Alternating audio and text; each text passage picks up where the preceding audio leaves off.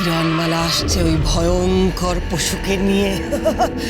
এবার আমি দেখবো কিরণমালা কি করে তুই ওই সাংঘাতিক পশুকে নিজের বশে রাখিস। আমরা যখন ওই পশুকে নানাভাবে উত্তক্ত করে তুলবো তখন ওর হিংস্রতা আরো আরো বেড়ে যাবে।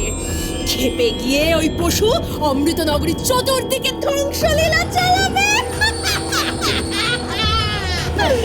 তারপর ওই পশু তার গোদা গোদা পা নিয়ে পুরো অমৃতনগরীতে নেত্তা করে বেড়াবে না।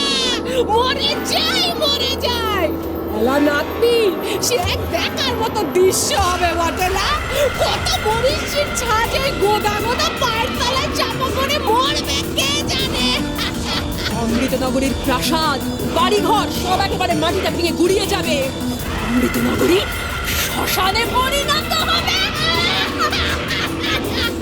চুপ করো! আহ্লাদ! কিসের এত আহ্লাদ তোমাদের? আমি এখনো আমার পূর্ণ শক্তি ফিরে পাইনি, আমার মায়া শক্তি। আমি এখনো আমার মায়া প্রয়োগ করতে পারি না। যতক্ষণ না ওই হিংস্র পশুকে আমি মারতে পারছি ততদিনে আমি আমার পূর্ণ শক্তি ফিরে পাবো না। আমার শান্তি নেই। ওই রাজা বিজয় আর কিরণমালা ওই ওদের হাতে তো আমি কোনো বিশেষ ধনুর্বাণ দেখলাম না। তাহলে কি জঙ্গলেই কোথাও লুকিয়ে রেখে নিয়ে এসেছে ওরা? ওরা সঙ্গে করে নিয়েই আসেনি। আমার চাই ওই বিশেষ ধনুর্বাণ যে করেই হোক আমার চাই, তবেই আমি ওই হিংস্র পশুকে শেষ করতে পারবো। এই খেয়েছে, আবার আমার ঘাড়ে ওই পশুকে হত্যা করার দায়িত্ব আসবে। এবার তো আমাকে ধরবে কটকটি। মরে যাই মরে যাই। কটিমা না আবার আমাকে বলে যে বিটকেলার পিশাচিনি তো পারলো না মা, যাও তুমি গিয়ে ওই পশুকে মেরে এসো।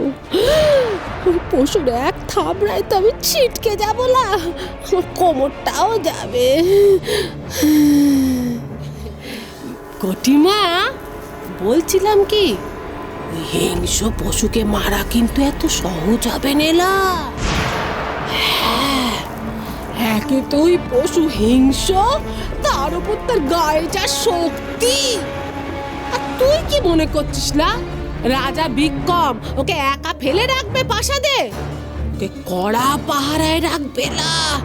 আর সেই সব এড়িয়ে ওই পশুকে মারতে যাওয়া খুব বিপদের হয়ে যাবে না কতিমা?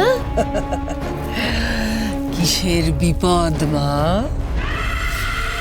ওই হিংস্র পশুকে মারতে যাবে তো পিশাচিনি আর বিটকেল। আর যদি ওরা এই কাজ করতে না পারে তখন ওই হিংস্র পশুকে মারতে যাবে তোমরা দুজন। যে করেই হোক আমার পূর্ণ শক্তি আমার চাই। তার জন্য যদি তোমাদের মরতেও হয় মরবে তোমরা।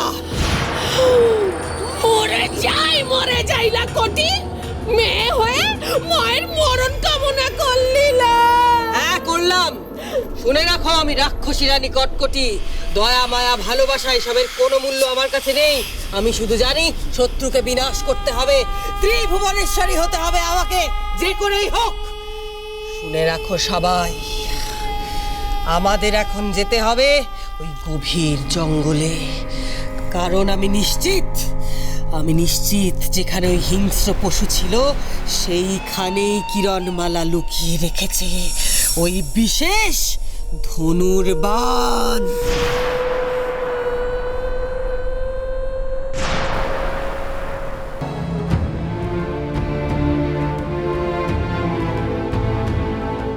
এখন থেকে এটাই আমাদের বাসস্থান কুমার। আমি আর তুমি এখানেই থাকবো।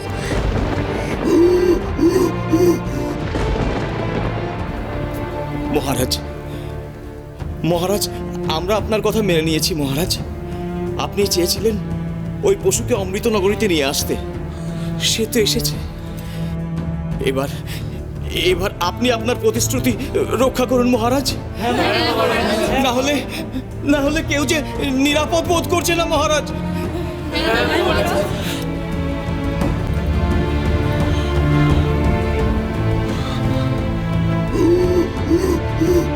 ছুরি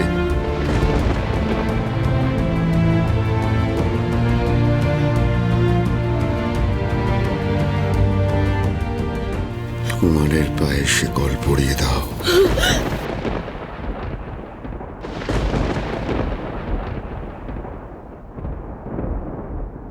না না,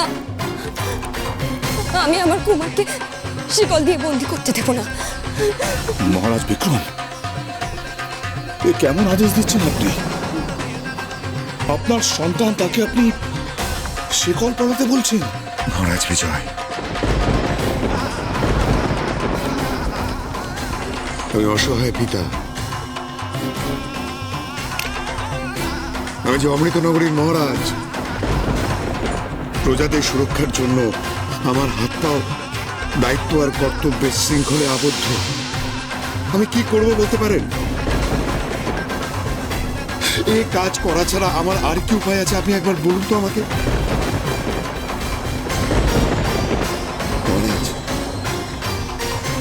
একদিকে একজন প্রজা প্রতিপালক রাজা, আর আরেকদিকে এক স্নেহশীল পিতা। এই দুই দ্বন্দ্বের মাঝে আমার মনটা পুড়ে ছারকার হয়ে যাচ্ছে, ছারকার হয়ে যাচ্ছে মহারাজ। মা কিরণ, এই আদেশ দেওয়া ছাড়া আমার যে আর কোনো উপায় নেই মা। না পিতা। মহারাজ বিক্রম, প্রজাদের স্বার্থে আপনি এক অত্যন্ত কঠিন আত্মাহুতি দিতে চলেছেন, যার সমস্ত পিতার পক্ষে সম্ভব নয়। মা কিরণ, আমি মা হয়ে যখন এই আদেশ মেনে নিচ্ছি, তুমিও মেনে নাও মা। আমাকে ক্ষমা করবেন পিতা। আজ আমি অমৃতনগরীর মহারাজের কথা অমান্য করতে বাধ্য হচ্ছি। সমস্ত জগৎ সংশয় আমার বিরুদ্ধে যদি চলে যায়, যাক, কিন্তু কুমারকে আমি শিকল পরিয়ে দিতে বাধ্য করতে পারবো না।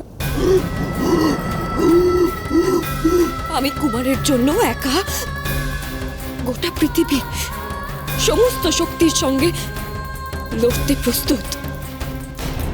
না না কিরণ। মহারাজ, মহারাজ, আপনারা যুবরানীকে বোঝান দয়া করে। কিরণ, কিরণ মা আমার, আমি যে আমার প্রজাদের রক্ষা করতে প্রতিজ্ঞাবদ্ধ। আমিও আমার স্বামীকে রক্ষা করার জন্য প্রতিজ্ঞাবদ্ধ।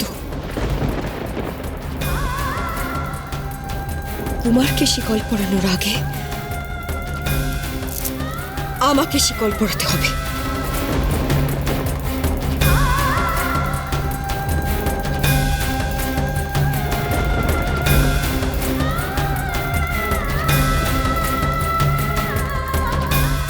বন্দি করুন আমায়।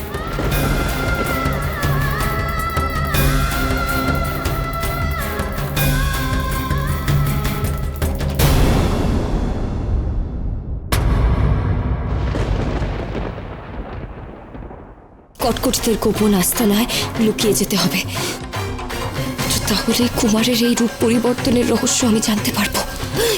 কিন্তু কিরণ, কটকটি যদি তোকে একবার হাতের মুঠোয় পায়, তাহলে তো শেষ করে দেবে তোকে।